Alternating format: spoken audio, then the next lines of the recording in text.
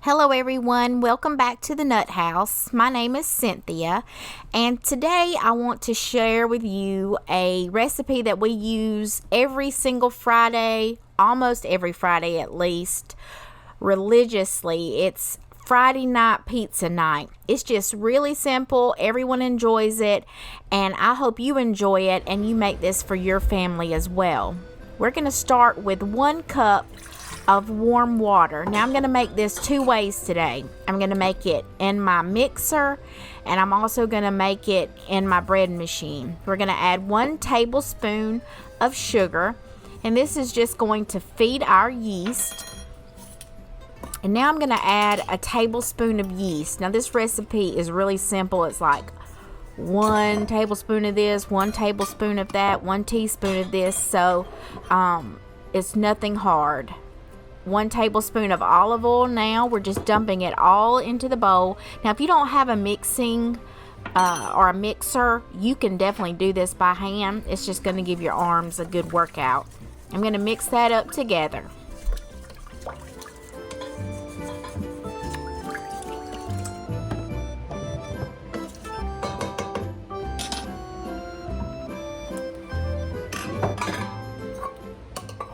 Now we're going to add our flour, and I'm using all-purpose flour. That seems to do better for me in pizza. It doesn't shrink back as much. Now my recipe calls for 2.5 cups of all-purpose flour, and here I'm adding a teaspoon of salt and also a sprinkle of garlic powder. You don't have to add the garlic powder if you don't want it to taste, like garlic. But I went ahead and added 2 cups of all-purpose flour by mistake. So you'll see that my dough is going to be too loose, and that's when I'm going to start adding more. And that's when I recognize that I've added too little flour.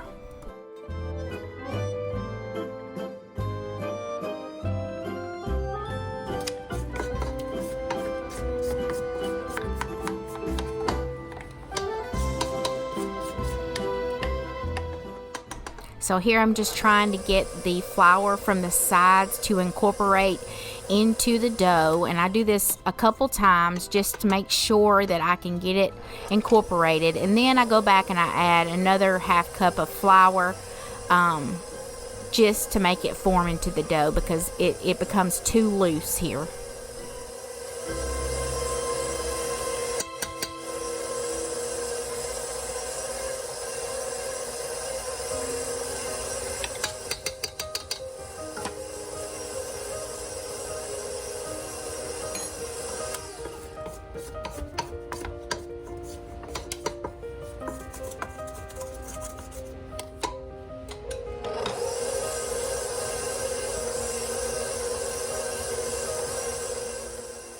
I wanted to take a moment and thank each one of you for watching the video and subscribing to our channel.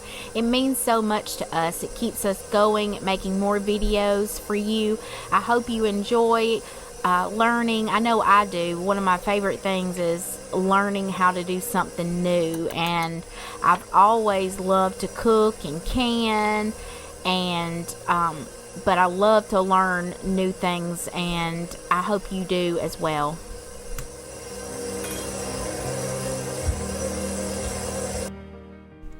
Now I'm going to let this dough come together, and I'm going to let it knead for 5 to 10 minutes. I think on this one I did for 5 minutes. It really, with pizza dough, it doesn't really matter that much, I find. So I'm going to let this knead, and then we'll move on to the rise.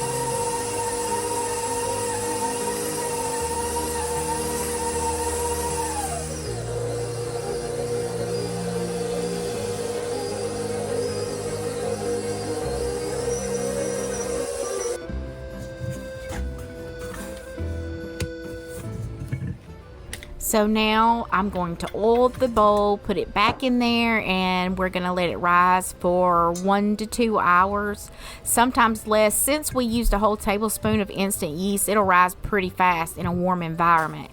So we're just going to let it rise, and then we're going to move on to our bread machine dough. Now it's the same exact recipe. It's just the bread machine does all the work for you.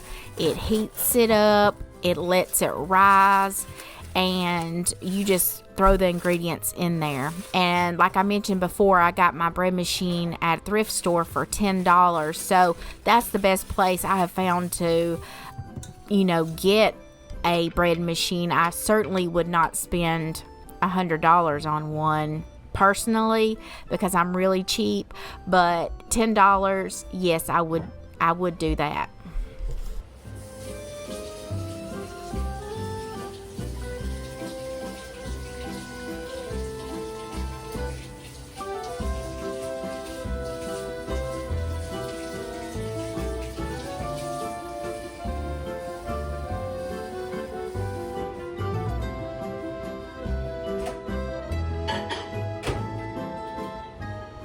Now I use this recipe pretty much for my cheese bread, for the pizzas, but I would not recommend if you're going to use it in a pizza oven outside. I tried it and I burned several because it has sugar and it also has the olive oil in it, and for some reason it just makes it burn too quick to me.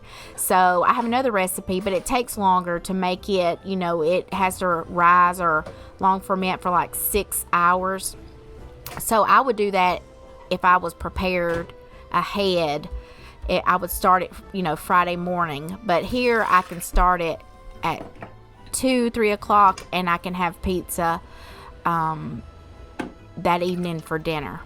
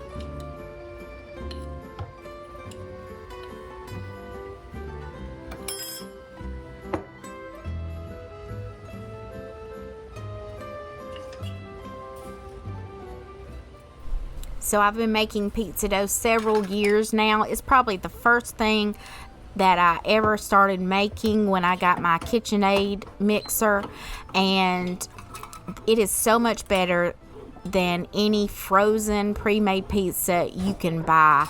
And it's not really difficult. It does take a little time in advance to prepare, like an hour or two at the most, and you can have, pizza. Here I am just watching the bread machine and noticing that all of the bits, I need to get those incorporated, and sometimes I put a little spatula down on the side to get those bits in there. But then you just close the lid and it'll beep at you when it's done. Here it is finished, and I have a big cast iron skillet that I'm going to use. Now, you don't have to do it this way, but this is the way I like to do it. It almost fries the bread, the crust up. So I'm going to put 1/3 of a cup of olive oil into the bottom of this skillet. Now, when I put that pizza dough into it and in that hot oven, for some reason it fries it and it makes it poofy, and it is, you just have to try it. It is my favorite. So we're going to go ahead and get one of the doughs into this skillet, and this is a pretty big one. I think this may be the 16-inch. I have so many. Cast iron is my weakness. So we're going to go ahead and get it in here. And if I remember correctly, this one I had to let sit for a little longer because it wanted to shrink back on me. And that's one tip. If your dough doesn't want to quite move like you want it to move, stretch, then you can let it sit for 15 minutes or so, and it'll relax. That gluten will relax, and then it'll be easier, and you'll see it's stretching back. So I set it aside and move on to the other pizza that I'm making. So this recipe makes one pizza per recipe. This time I'm just going to use my Pampered Chef baking dish, but you can use a pizza pan. You can use whatever you have to make pizza.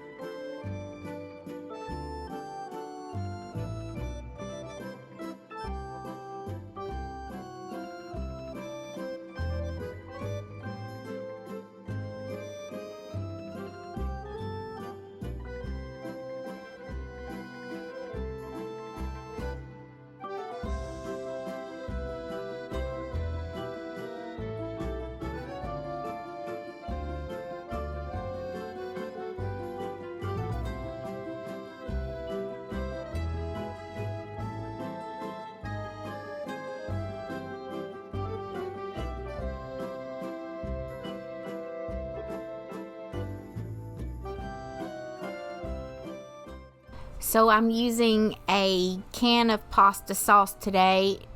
A lot of times I use my home canned pasta sauce, but today I decided just to open this can. It's really cheap, $1.37 I think from Walmart, and we're going to use probably about half of the can.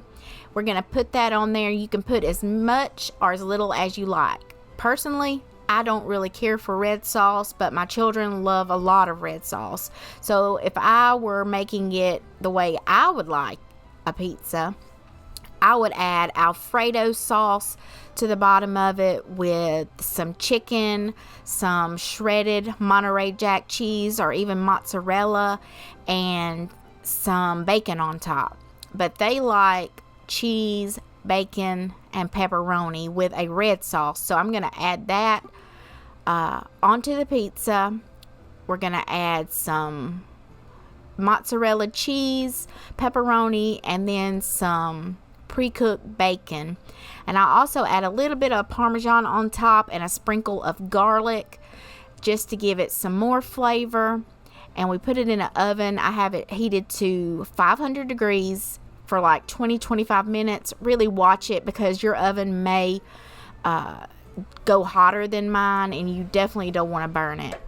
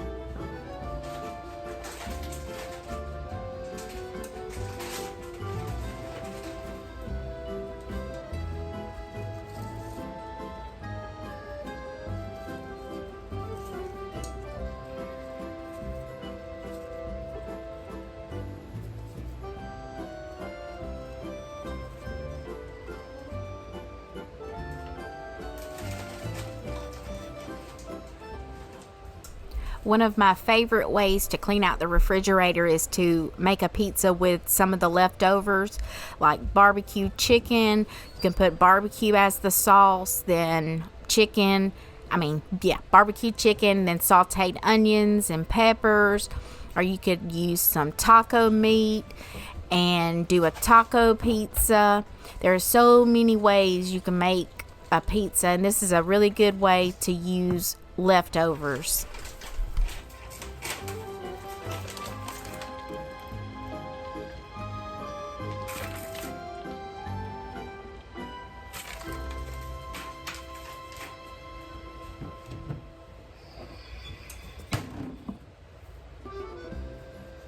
So here I'm adding some oregano to the top of the pizza. This is some that I have dried from my garden.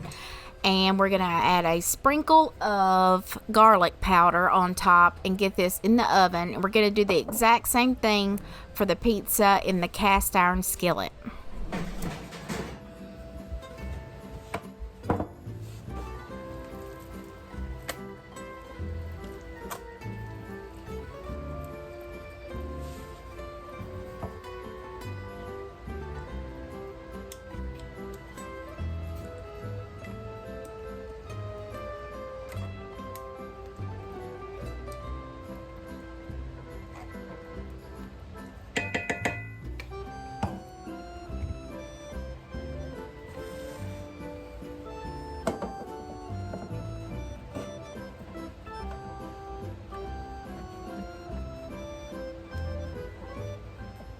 So, do you enjoy eating pizza?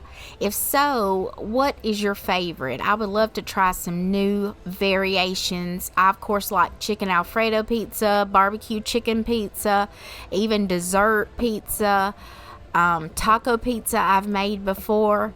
But I would like to know what you like so we can try it here at our house.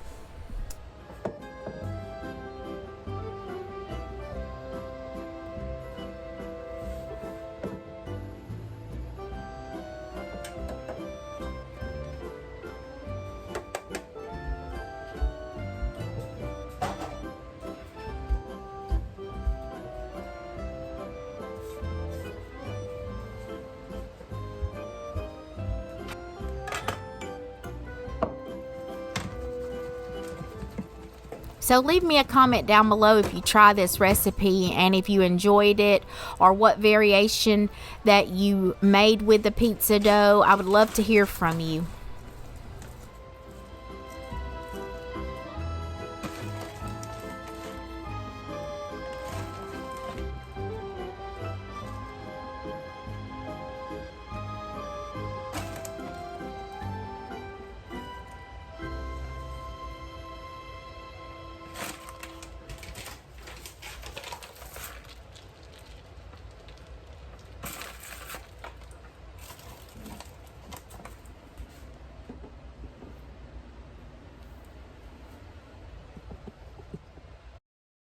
So here's the pizza coming out of the oven. It was delicious. Thank you all for watching. I hope to see you on the next one. And please subscribe and like the video.